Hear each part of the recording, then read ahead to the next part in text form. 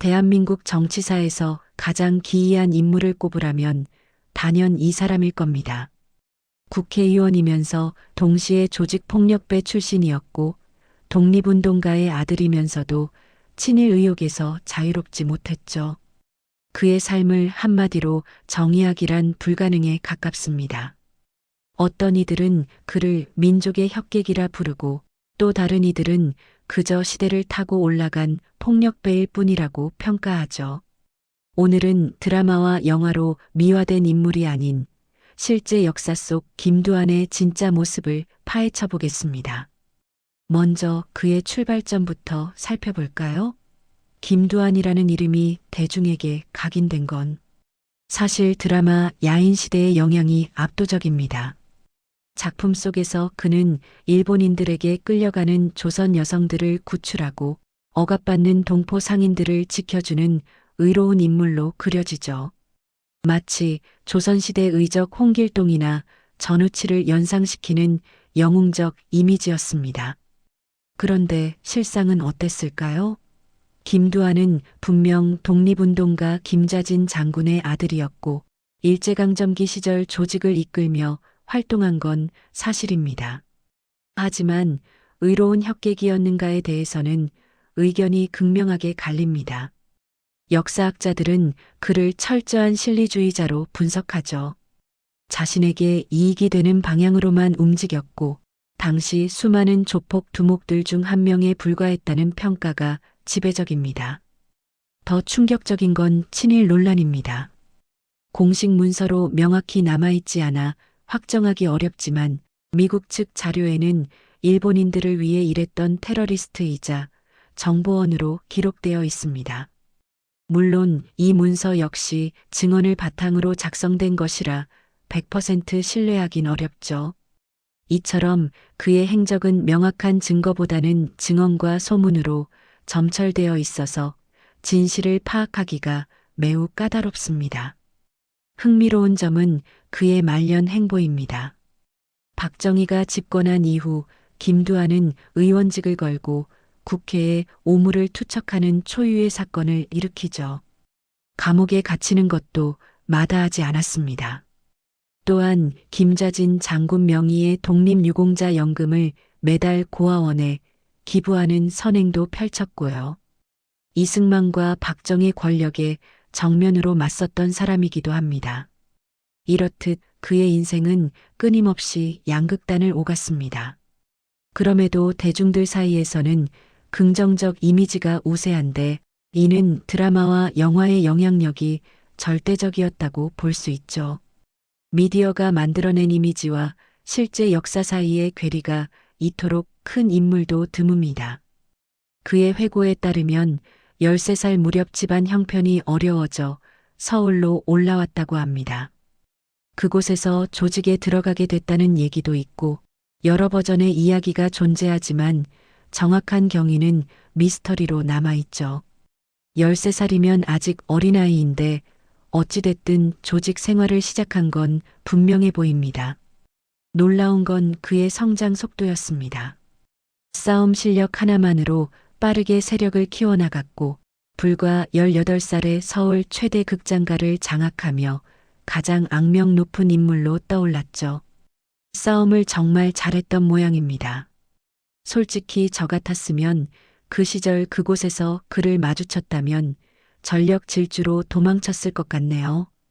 김두한을 따르던 사람들과 그의 측근들은 입을 모아 이렇게 말했습니다. 일본 야쿠자들의 횡포에 맞서 조선인들을 지킨 민족적 조직이었다고요. 우리 민족을 보호했다는 주장이죠. 이런 서사만 보면 확실히 혁객의 이미지가 그려집니다. 멋있게 느껴지기도 하고요. 하지만 현실은 달랐습니다. 보호에는 항상 대가가 따르는 법이죠. 김두한 본인은 조선인을 보호했다는 표현을 직접 쓴 적이 없습니다. 대신 세금을 걷었다고 이야기했죠. 미화된 표현 뒤에 숨겨진 실체는 결국 보호비 징수였던 겁니다. 더욱이 김두한은 상당히 과장된 주장을 많이 했던 인물입니다. 자서전에서 자신이 구마적, 신마적 같은 거대 조직들을 제압하고 정상에 올랐다고 묘사하죠. 그런데 실제로 당시 그런 이름의 조직들은 제대로 된 범죄 조직이라기보다는 유흥가를 돌아다니며 돈을 뜯고 공짜로 술을 얻어먹는 건달 집단에 가까웠습니다. 게다가 1940년대 들어서면 일제가 조직 폭력배들을 강하게 단속하기 시작했고 시대가 혼란스러워지면서 그런 소규모 집단들은 자연스럽게 해체되거나 사라졌죠. 김두한이 대단한 싸움으로 제압했다기보다는 시대 흐름 속에서 저절로 정리된 측면이 큽니다. 징용 문제도 애매하게 넘어가 버린 시기가 있습니다. 다른 조직원들은 전부 군대로 끌려갔는데 김두한만 경성에 홀로 남아서 세력을 확장할 수 있었다는 점도 의문을 낳죠. 어떻게 징용을 피했는지에 대한 명확한 기록이 없습니다. 사실 단순한 조폭 두목 시절은 그의 인생에서 서론에 불과합니다. 진짜 전성기는 해방 이후부터 시작되죠. 이때부터 그는 단순한 거리의 건달이 아닌 정치권과 연결된 본격적인 세력가로 변모합니다. 일제시대 때 동네에서 세금이나 뜯던 조폭이었다면 역사에 이름 썩자 남기기 어려웠을 겁니다. 그런데 해방 직후의 혼란스러운 전국 속에서 김두한은 거물로 성장하게 되죠. 초기에는 여러 정치 단체를 오가다가 우파로 전향하여 좌익 테러의 핵심 인물이 됩니다. 그가 우파를 선택한 이유에 대해 본인은 이렇게 설명했습니다. 아버지 김자진 장군이 좌익 계열 인물에게 암살당했기 때문에 복수심 때문이었다고요. 그럴듯한 이유처럼 들리죠. 하지만 전문가들은 다르게 분석합니다. 가장 핵심적인 이유는 돈과 권력이었다는 겁니다. 당연한 얘기지만 당시 우파 진영에는 미군정과 친일 관료 출신들의 지원이 몰려 있었죠. 우파 조직들은 대부분 일제 통치 권력과 연결되어 있었고 자금력도 막강했습니다. 김두한은 이 점을 정확히 파악하고 있었던 겁니다. 그의 활동 내역을 정리해보면 상당히 과격합니다. 남로당 전당대회를 습격했고 곽영주, 신불출 같은 좌익 인사들에 대한 암살을 시도했죠. 물론 미수에 그쳤지만요. 이런 행동들을 김두한과 그의 측근들은 공산당에 맞서는 애국적 행위라고 정당화했습니다. 하지만 객관적으로 보면 다르게 해석됩니다. 혼란스러운 전국을 틈타 자신의 특기인 폭력을 바탕으로 테러 활동에 앞장서면서 정치적 입지와 금전적 이득을 동시에 챙겼다는 분석이 설득력 있죠.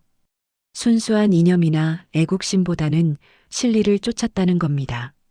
한국 전쟁이 터지자 김두한은 부산으로 피난을 갔습니다.